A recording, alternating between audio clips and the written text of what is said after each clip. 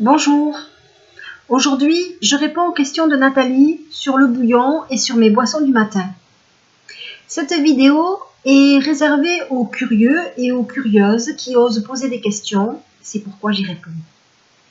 Elle est aussi pour les timides qui n'osent pas, mais qui vont bientôt s'y mettre.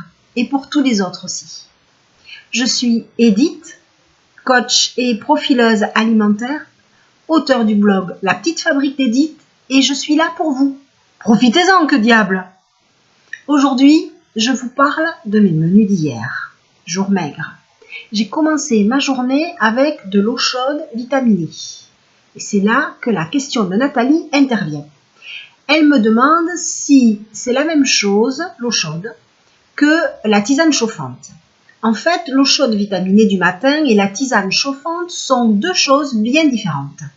Étant donné mon état de grande fatigue, je pense même que c'était un burn-out, je suis bien consciente que l'alimentation toute seule ne peut pas me remettre sur pied.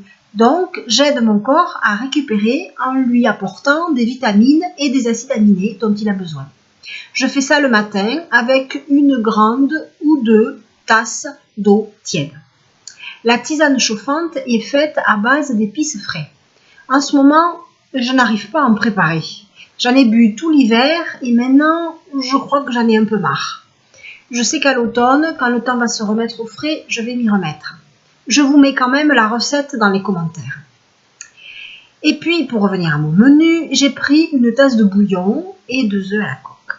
Et Nathalie me posait sa deuxième question, à savoir s'il fallait consommer ou pas le gras du bouillon. En fait, il n'y a pas de réponse standard à cette question. Je vais vous dire comment je fais moi, en sachant que tout le monde ne fait pas pareil.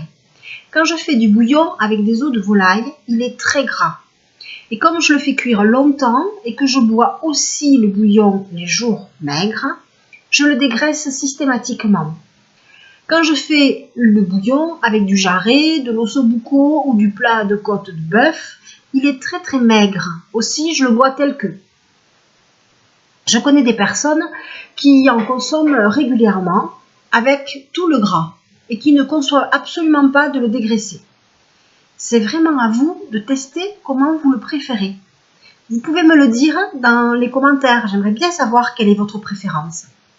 Ensuite, à midi, j'ai mangé des haricots verts avec une tranche de bif. Et le soir, j'ai fait un colombo de fenouil avec des fruits de mer. Je me suis régalée. Voilà, vous savez tout. Maintenant, j'attends vos questions, vos commentaires et vos encouragements. Demain, nous fêtons le 1er mois de ce défi. Peut-être l'heure du bilan, qui sait. Je vous dis à demain et je vous fais des bisous.